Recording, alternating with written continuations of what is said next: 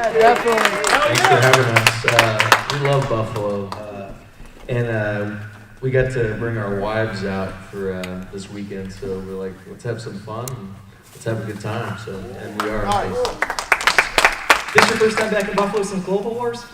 Back in October? I think so. Yeah, Global War. We've been to Buffalo. We were talking today. Like, this is probably like our 15th time personally, the two of us. Really? Every time we go there, we always go. And I know you all are gonna laugh at us because we're so touristy. We go and see Niagara Falls. It's just so beautiful. I'm gonna put my wife on the spot. She says the Grand Canyon's better. I do not agree. I said the Grand Canyon has no action. This is a live waterfall. There's nothing better than it, right? The Grand Canyon doesn't even move; it just sits there. So now my wife is a heel. Sorry, I didn't mean to interrupt you. Can you guys bring Global Wars back? Because that was an awesome show, and I think everybody wants that back again this year. I don't know if you know, but we pretty much run Ring of Honor at this point, and Well deserved. we will make it a point to tell the crew over there that we want to run a Buffalo show again. So yeah. Let's do it. Glad to hear. Some congratulations are definitely in order. On Sunday, you guys sold out all in what, 29, 30 minutes? Yeah, 10,000 tickets? What was the exact? Was it 29 minutes, 36 seconds? We couldn't sell this out though, so I apologize. Yeah, I told my wife earlier, I'm like, man, I'm on a real high right now. I need a slice of humble pie. I sold 10,000 tickets in under 30 minutes. And she's like, well, there's only about 30 people out there for your panel, so. I said, you know what, damn it. I will answer every single person's question, though. It's going to be really great and intimate. So I thank you, everybody, for being here. This is actually really awesome. That means everybody, get your questions ready when we open up the floor to you guys.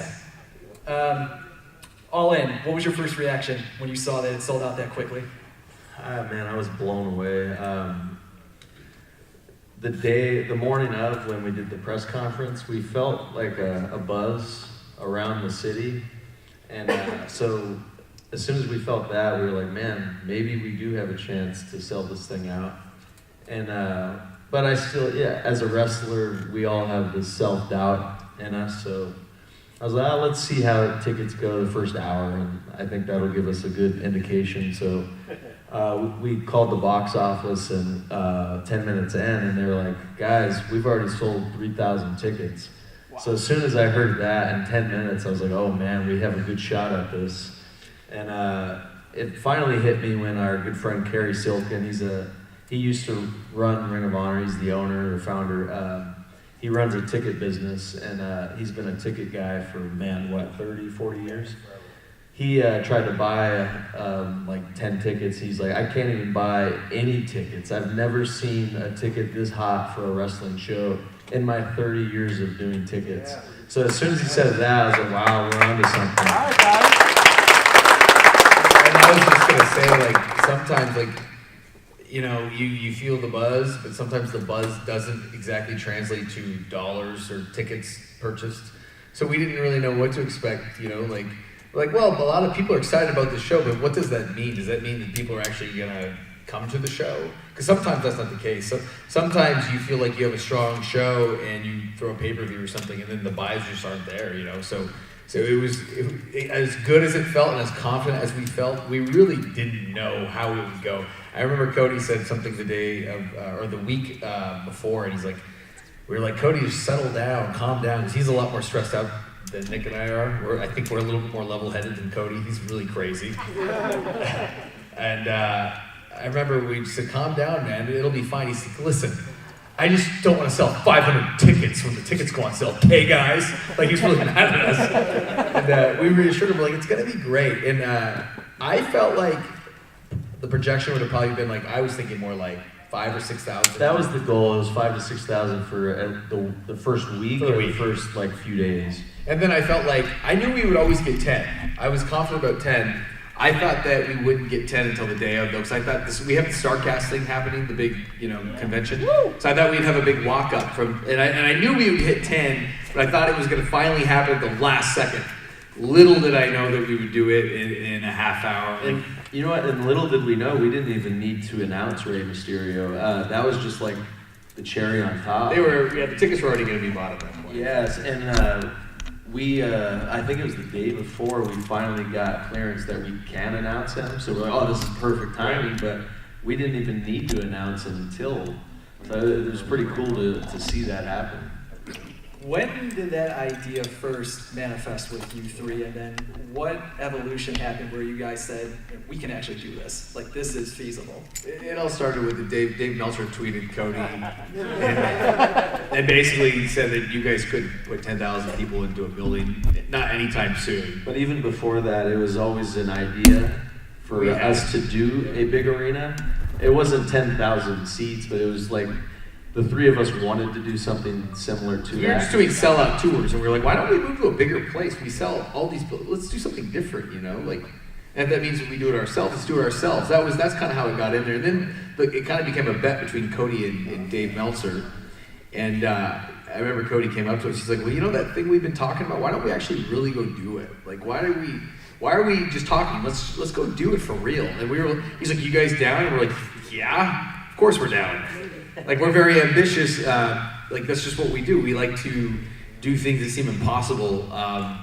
Like, maybe we're a little too ambitious sometimes, because like we're down to do anything. Like, we really want to show everybody, show the world, show those guys that you don't necessarily have to go there to achieve everything you want in life. Like, why is that the rule? Why is that the law? No. If you want to get that, if you want to get a t-shirt in a retail store, you got to go work for Vince. If you want your own Funko Pop deal, you got to work for Vince. Like, and then if you want your own platform, you got to use Vince's platform. So it's like, Nick and I asked us, like, why do we all just like agree that these are the laws?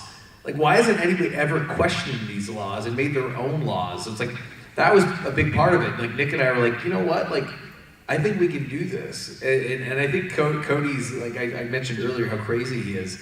He's also, like, he's a genius, and he's very smart. He likes professional wrestling, lives for wrestling. So it's like, he's very motivated like us. So the three of us together in a group talking wrestling, it's a very interesting conversation. So once we got talking, we knew, like, we could do this. And then we started looking for buildings, and one thing led to another, and we found Chicago. We figured we actually talked about a couple other buildings. So you want to talk about that? Los Angeles was definitely an option. Citizens Bank. Where we did the invasion. Yeah, that was definitely an option. The dates, I think, didn't work out for that, right? Yeah. At one point we were going to do Cow Palace on July 7th, and New Japan kind of stole the date from us, which is fine. It just didn't work out. Yeah. Labor Day weekend just for some reason worked out best, and Chicago was the date that worked best for that location. So, And the way you guys go about promoting this, it's almost exclusively with the internet. Yeah. A lot of people look at the internet as kind of like the bane of professional wrestling in the modern age, where there's spoilers, dirt sheets, contract signings, and event results posted online, spoiling everything. However, you guys have managed to use the internet to your benefit. What do you see about the internet as being a tool that can promote a wrestler and actually boost your stock rather than spoiling the fun, removing the uncertainty of wrestling? That's a good question. I think the internet is all we pretty much have at our level, because we don't have a Monday Night Raw, like Matt was saying, a SmackDown. We have our followers on Twitter, Instagram, YouTube, etc., and we try to use that to pretty much use it as our platform and to show our fans what we have. And hey, we're creative people, let's do something like this on YouTube and give our fans an outlet for them to watch weekly, which is what being the elite pretty much is. It's our platform. So when YouTube was our actual last project that we had, where we wanted to make something big off YouTube, because at that point we didn't do anything on YouTube, and we thought, hey, why aren't we using this as something to try to get more out there? And we felt like, hey, this is the next big thing for us, and it pretty much started about 2 years ago, and we were like, hey, let's make this a big thing. I don't know it'll catch on, but let's not quit and let's try to make it big. And that's what pretty much turned out to be our biggest thing that we pretty much discovered, was being the elite. Yeah, like social media is so important as an entertainer these days. It's like people get to know you on a personal level, you know, whatever you want to put up there. Like sometimes I'll put up pictures of my kids on Instagram, and then the next day I'm blurring the lines because I'm saying something in my Matt Jackson character. So it's like nobody really knows exactly what they're getting, you know, when they follow the Young Bucks. Like we'll say some outlandish stuff. Sometimes I say something like, "Why did I say that? It was so stupid."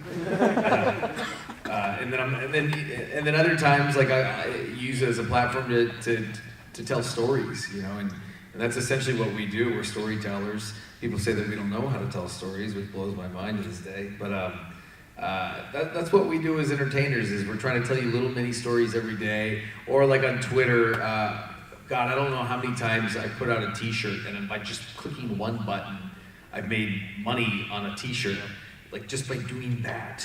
And some wrestlers don't understand like how good of a tool this is. Like some people, it blows my mind, they'll use Twitter to like alienate their audience and talk about politics and stuff that nobody, like, we're entertainers, nobody cares about what I think about Donald Trump. You know what I mean? Like, and if I had the chance, I'd super kick him in his face. But I'm not going to say that online because a lot of my fans probably like Donald Trump. You know what I mean? It's like, why create arguments on social media? Like, I want everybody to know that I have T-shirts for sale, and I have a YouTube show, and I'm a professional wrestler. I'm going to make you laugh. I'm going to make you smile, and sometimes I'm even recently made you cry. You know what I mean? So I just wish that more professional wrestlers and entertainers would use it for what it is, and that's what it is. It's a tool. Why don't other wrestlers get that? Why don't other promotions get that, you think? I think it's laziness, because it's a lot of work. Yeah, it is. I was pretty burnt out recently, which is why we took a little hiatus from being the elite. It's a lot of work. Pretty much daily, we're thinking of things to tweet out and to push and to promote. And I think it's just a lot of work that a lot of the wrestlers just don't have that work ethic to put in. You're constantly monitoring, you know, what's going on and trying to stay relevant and say things and stuff. And yeah, it's tough. And it is a lot of work. And how do you stand out from everybody else? What do you say that's more interesting than that guy? Like, but you can use it like as a way to shape your persona and craft who you are, you know. And Twitter was so useful for us to. Like, for example, like in 2011, I believe it was, when the whole handshake thing happened with Booker T. I don't know if anybody is familiar with the situation. We had a tryout at WWE, and the story goes that we didn't shake Booker T's hand, right? So there's news stories everywhere saying that we were bad guys and we didn't have respect for the veterans and stuff. So instead of going online and being like, no, that's not true, me and Nick are really cool guys, we love the veterans, like, I actually said, you know, Nick and I sat together and we were like, let's spin this around and make this like a professional wrestling angle. Let's do the opposite of what everybody else would do in this situation. Let's basically accept that. No, maybe we don't like the older guys, you know. Maybe we don't like shaking hands, you know what I mean? So we took a different spin on it, and that actually made our career when we started acting a little more edgy. Because deep down, there's a part of me that maybe I don't like some of the old school guys, you know what I mean? So there is some truth to it. Did I big league Booker T that day? If I did, I didn't mean to, but I'm not going to say that, you know what I mean? And now we're cool with Booker T, by the way. You guys are always going on all cylinders, so no surprise you've got a big match coming up. You're going to be challenging for the IWGP Heavyweight Tag Champions, Evil and Sonata at Dominion. What can we expect from that match? Man, we were begging to move up to the heavyweight division for, what would you say, 2-3 years now? Because it was like the same old match every month. We would fly to Japan and see the same guys in the ring, and we did that for, 4 years straight, was it? And we kind of got bored of it. We're like, come on, let's try something else.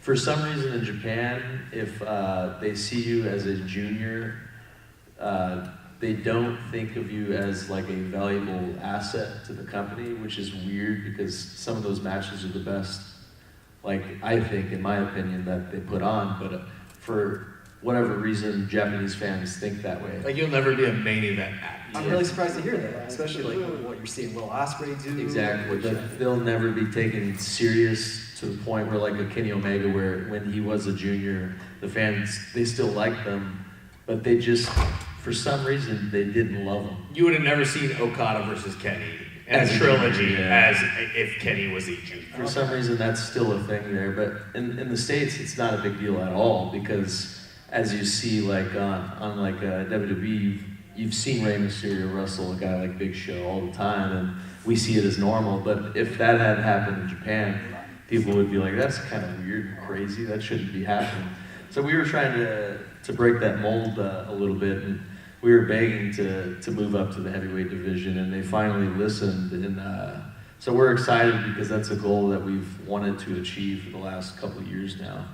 Yeah, it's funny because like we wrestle guys that are way bigger than Evil and Sonata, so it's not like it's gonna be much of a change for us. It's just a title. It's like, oh, it's for the heavyweight tag team belts. Like it is a big deal, but it's just another day in the office for us because we wrestle guys that are bigger and stronger than them. You know what I'm saying? But I am excited because like it's a big opportunity for us, and that's the one set of titles that has eluded us because we've only had one chance at them. It was a couple of years ago we wrestled the Briscoes. Yeah. We were still juniors, but we had a shot at the heavyweight tag titles and we lost. So if we can win, it's gonna be a big deal for us. It's gonna be exciting. And that card is absolutely stacked. They're not even done filling out yet, but you got Kenny and Okada, you've got Jericho and Naito, you got your tag team match, Will Ospreay will be on there, Rey Mysterio will be on there. What has New Japan done differently from other foreign promotions to see their success in America? Because it's very rare for any foreign sports promotion to find an audience in America. I think they went basic, and they showed the true fans what wrestling is, and it's not all storylines and just boring garbage acting where people just know that it's fake. They went with what's old school, and it was just what's in the ring and what counts in there, and that's the entertaining stuff. And they put on great matches like no other. And I think a lot of American fans are sick of what they see on TV, and they're looking for an alternative right now. New Japan doesn't insult the viewer's intelligence. You can be any age, you can watch New Japan. But at the same time, it's not really catering to a younger or a PG audience. It's for everybody because it's action-packed professional wrestling with drama, with everything. It's like New Japan is like watching a movie, like a really good movie, not a terrible soap opera. Wow. Anybody subscribe to New Japan World in here? Awesome, okay. Awesome. I know, I cannot wait for that. That's going to be awesome. I think it's the perfect time. If anybody's got a question for them, please stand up. What do you got? I got a question. Sure. I want to start a bunch of stuff between you guys and Booker T, but did he try and shake your hands? There wasn't even an opportunity. I remember pretty clearly because it affected our career for years. We were right by blacklisted for a while. Yeah, right? We were standing with what's his name? Tyson. It was Tyson, right? Tyson. We were talking with Tyson backstage at the gorilla position, which is like the entrance area for where you make your entrance. And for some reason there was a guardrail and there was a coat hanging on the guardrail, and I was leaning on it like this, and I see Booker T running at me like with an angry kind of face, charging towards you. and I'm like, what? Is he charging at me? He looks really mad at me. And he points at me and he goes, "You sucker! You're on my coat, sucker! Give me my coat back, sucker!"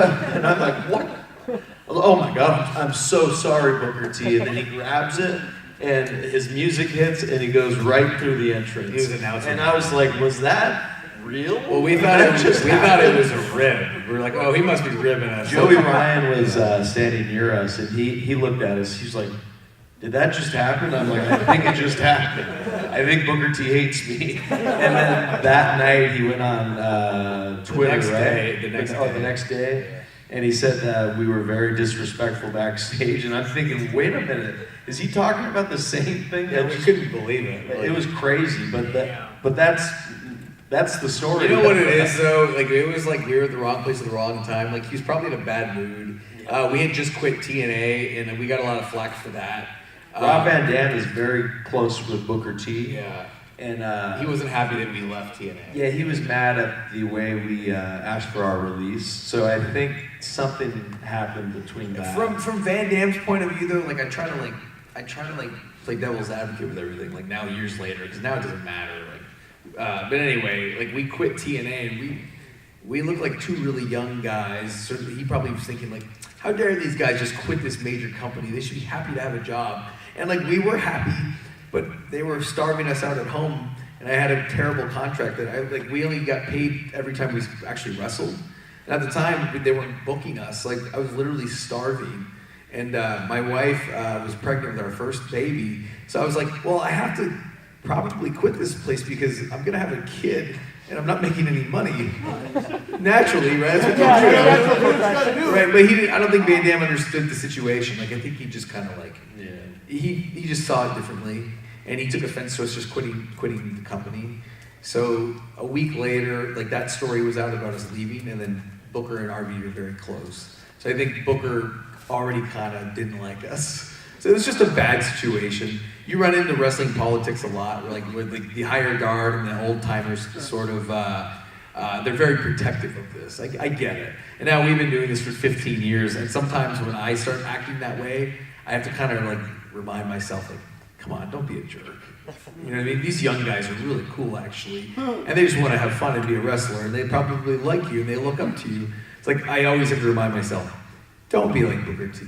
Wow. It's a time thing that you guys can't, do New Day and get with the Hardys and the E, like, because it's something like that, that's ridiculous. And, like you said, I don't know what makes them I don't think there's too many sheeple in here, but, I don't know what makes them the total authority. Right. It's kind of. I don't know. It is what it is. Yep, it is what it is. But, well, you're going to get the Briscoe, so. Good question. Thank you. There's no stooges in here. Uh-oh. No stooges. No stooges. Word. Yeah, go ahead. Well, there'll be at least 4 fans from Buffalo at All In. Oh, you got your tickets? Holy cow. And since you guys like Buffalo so much, maybe you could give us like some kind of scoop about the show that'll remain just for us until about 5 minutes from now when someone mails up. Oh man, a scoop. Anything we can give out? I'm trying to think. Let's see. The Briscoe brothers will be booked. I think did we not announce them?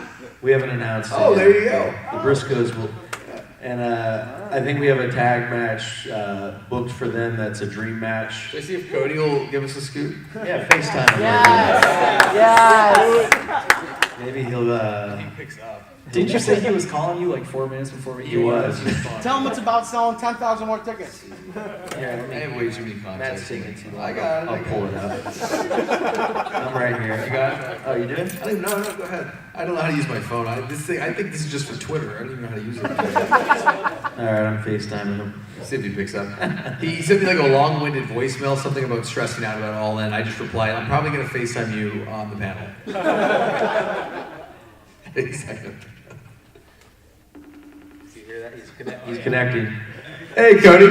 Hey,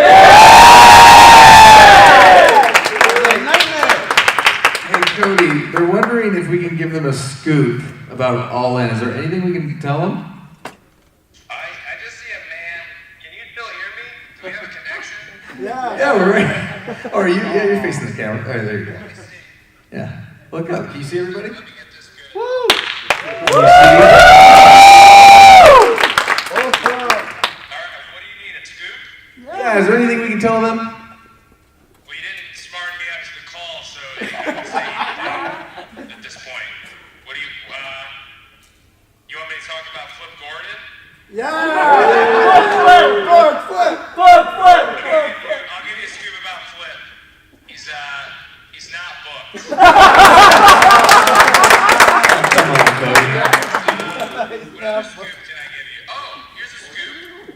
I don't know if it seems like a pretty young crowd there. You guys may or may not know it, but we booked Earl Hebner today. You have The real scoop.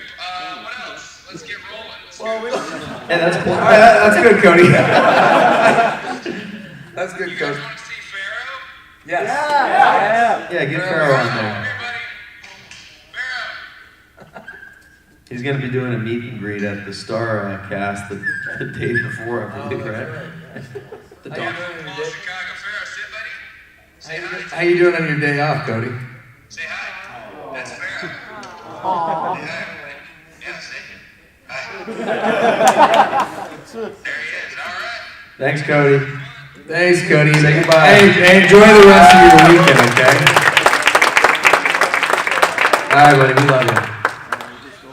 No, we're still here. See you, buddy. Brandy wants to say hi. Oh, that Brandy. Where is she? Look how much she wants to say hi. Really? There she is. Hi, Brandon. All right, you guys have fun. All right, buddy. We'll talk to See you you guys. guys. And he's flexing for us. Was that good?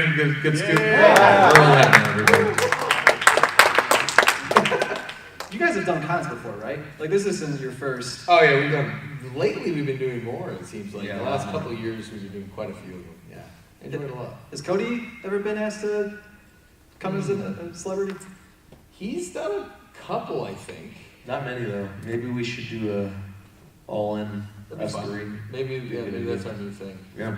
I know Cody's big into comics, big DC fan, big video game fan. Yes, he is. Replays Link to the Past every year, I think is the Zelda game that Yes. He talks about that a lot. Yes. he Triforce on his trunks. I remember for the longest time. Yeah, we should bring Codeman next time we're in Buffalo. Let's do it. He'd be in heaven, I feel like. Woo! Anybody else for the moment? Oh, yeah, go right ahead. My favorite manager, James E. Cornett, Uh-oh. calls you guys video game wrestlers. What do you think he means by that? Probably because we move at such a fast pace, you know? That's probably the only thing I could think of, right? This new age modern wrestling that we do is completely different from what he's used to, and he just can't grow up. God, I watched a 10-minute video of him burying Matt and I and Kenny last night, and I sent the link to Kenny. He said, "This guy's still talking crap about us." Like, come on. It's kind of silly now. It's like I wanna just come up to him one day and say, "Are you mad, bro? Like, what are you so upset about, man? This is pro wrestling. Chill out. Don't take it so serious." Like, and then the criticisms he always has is like it's about like what he doesn't like about professional wrestling. I don't even think we truly represent or do any of those things. So he's kind of, I think we're very misunderstood from that guy. You know what's funny though? I always can't understand this. It makes me so mad. He goes, "The Young Bucks, Kenny Omega, they're killing the business. They're exposing this business. This is supposed to be real." Guess what? You just exposed the business by saying that on your podcast. Like, come on. He can't get over that match with a 9-year-old girl. Oh, that Match was awesome. That match was Have you ever really seen that good. match? Yeah. That match was great. She was incredible. I mean, like, she's really good. You know what's funny is she wants a rematch. Yeah, but she's like 21 now, though. That's not bad at all. She'll get booked before Flip. What about the inflatable doll? Probably so. Yeah, go ahead. You have to stand up in the front. Yeah, no, you go whatever you want. With the success of All In, where do you guys see yourself in like 3 years? Jeez. Oh man. Not the WWE. Please no, please no. I heard not the WWE. I heard 20,000. Those are both very good answers there. Man, it's hard to say. Our current contract right now with New Japan and ROH ends January 1st. And Ring of Honor is trying to re-sign us. New Japan's trying to re-sign us. But I don't know. I'm not sure what we're going to do. It's always up in the air during contract season. We just want to get what's best for our families. I don't know if that means go shopping and see who's got the best offer or what we're most comfortable with. But right now we're so happy with what we're doing. I can't see us going anywhere. But you know what? I like the 20,000 seat thing you were saying. I think we could have did 20,000 this time, to be honest. Like the fact that the 10 went so fast and like my phone still won't stop. People are so mad at me. I couldn't get ticks. I'm sorry. I think for sure we could have got 15,000 at least. We're already talking about All In 2. We don't know if it's going to happen because we'll see. You know what? But in 3 years, who knows? We've always wanted to run our own actual promotion, and I could see that. I could see us doing that more than going to the WWE, is us running our own thing. I feel like you never say never in wrestling. That's just the way it is. That's like the rule. But like, I feel like if we went there, we would do more damage to our legacy than if we stayed, and we'd be the two guys that never went. So like, romantically, I think about myself, an old man, going, "Ha! I never had to go there." Yeah. Yeah, but then they go, "Hey, here's $5 million each." Then you say, "Oh man, I guess it's time to sell out."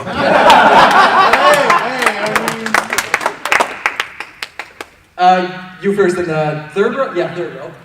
Hi.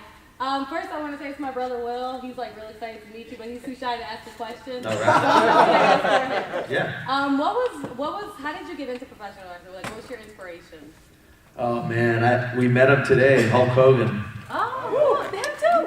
Yeah, he's our childhood hero. We've met him before, but today we kind of like got to reintroduce ourselves to him now that we're more on a like, I don't know, higher level, I guess you could say. Like now he knows who we are. Yeah.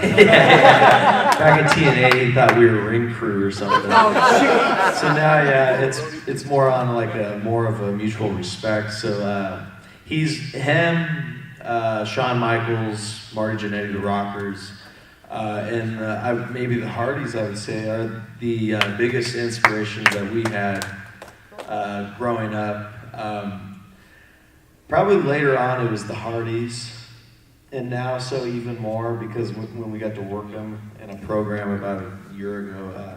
But anyway, those were our biggest inspirations. We have baby pictures of us and Hulk Hogan like little toddler shirts. We always had the action figures, and it was always something that we always wanted to do as kids. So. You know something that I think about now, like why are you a professional wrestler? This is gonna sound really weird, but it's true. One reason why I became a professional, or I knew when I was a kid that I wanted to be a professional wrestler, was by watching the Teenage Mutant Ninja Turtles. It's like I was like, that's so cool. They're like, those guys are jacked, and they're kind of wrestling, like they're fighting. And like I kind of tied Teenage Mutant Ninja Turtles and Hulk Hogan into like one thing. Like they were the same to me. Like, I was like, I just want to be like that. Those guys are awesome. You know what I mean? And for me, when I was a kid, I don't know if it was the colorful stuff that they wore, the big muscles, or what. It inspired me. I remember I was like, that's what I want to do. And then, like Nick said, we were a little bit older at that point. We were backyard wrestlers, and we watched the Hardys, and they were brothers too. And they jumped off ladders, they went through tables. They had long hair, and so did we. And they weren't big, you know. Well, now I look at them, I'm like, they actually were pretty freaking big. But you know, they were average sized guys, and I thought, God, like I could probably, like me and my brother could probably be a tag team too. And I think when we saw them being successful, we realized like, hey, we should maybe try to do this as a career. So for me, like I knew I was going to be a wrestler when I saw those TLC matches. I completely blew you off before. I'm sorry, man. All right, then go ahead. So since I heard he was banned from All In, will there be a picture of the entrance of Vince Russo? Like the time, I remember the time Scott Steiner was banned from the Hall of Fame. There's someone posted a picture of him like at the entrance of like the Hall of Fame ceremony. I guess now we have to do that, right? I don't know what that whole situation was, but I'll tell you this.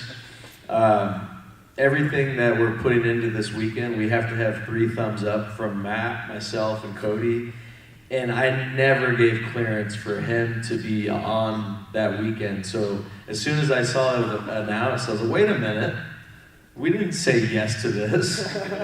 And then fans got really mad about it. And so it made those guys look pretty bad having to take it off, but we never cleared that. No. So what Nick's trying to say is when we saw the graphic, we gave them 3 thumbs down. Yeah, go ahead. Can I get a double super kick or no? I don't know about that. We can do one of those posed ones where it looks like we kicked you, but yeah. No, real thing. My wife, who's also my agent, who's sitting right behind me, because Nick and I get really out of hand. We went to a sponsor dinner in Japan once, and the wrestlers like to chop the sponsors, basically the rich Japanese guys who pay for dinner. And then by the end of dinner, everybody's like had a few too many, and they take their shirts off and they ask all the wrestlers to chop them because they want to see what it feels like. So people were doing the chops, and this poor guy's chest is just blistering red and bleeding. That wasn't enough, though. That wasn't enough. So homeboy goes, hey, I want the Young Bucks to give me a double super kick. And Nick and I are like, okay, no problem. And guys like AJ Styles and Carl Anderson are like, guys, you have to protect the business. You know what to do. We said, so we winked back and we said, absolutely. So I don't remember who it was. One of the boys was it Gallows? He puts him in a full Nelson. He says, come on, boys, get him. And Nick and I looked at each other and we're like, on 3. 1, 2, 3, and we smoked this poor guy. And, but Nick, for whatever reason, had like blood in his eyes. He said, Matt, give him another. I'm like, the poor guy's like unconscious. And the guy's just kind of like, yeah, another one, onegaishimasu, which is please. So I said, oh, so des ne, which means all right. So Nick and I again, 1, 2, 3, and we kicked him even harder. It's like, but the guy's laughing and having a great time. So we got it all on video, and the video went around the locker room like it went viral in Japan. And somehow our boss, Gato, who books New Japan, got a hold of it. And we were like, oh no, Gato's watching it. So we were like looking for his response. We thought we were gonna get fired or like, suspended or something. So all of a sudden we just hear Gato go, oh, awesome! And we were like, okay, I guess we're not in trouble. So anyway, was it about a year later? About a year later, we were at another sponsor dinner. Nick and I were like, how can we top that, the super kick thing? Nick's like, well, I know, we'll give the guy the Indie Taker, which is a tombstone pile driver, assisted by me. So I pick up one of the drunk guys, and the guy doesn't know how to wrestle. The guy clearly doesn't know how to tuck his neck. Doesn't know how to work. So I pick the guy up, and he's just like barely holding on, and then Nick runs and jumps up, and we just land the poor guy on his head. And everyone was like, I think Gallows, AJ, and then they came up to us and were like, guys, you almost killed that guy. And then they're like, could you imagine if you murdered this guy? Like, you'd be kicked out of Japan. They basically were like, never do that again. So since that day, we've never super kicked or given any fan an Indie Taker. I think it's retired.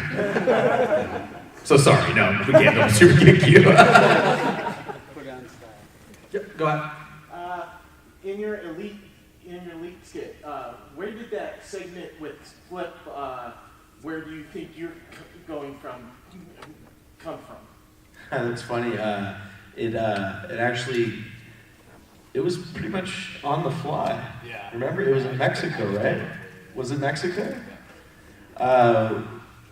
Jeremy Borash, he was at a show called Crash in Tijuana, Mexico, and he had one of those drones that fly up in the air, and he was like, hey, Young Bucks, let's think of something to film backstage, because for some reason out in Mexico, they had a ring backstage out like in just the air, right? Like outside.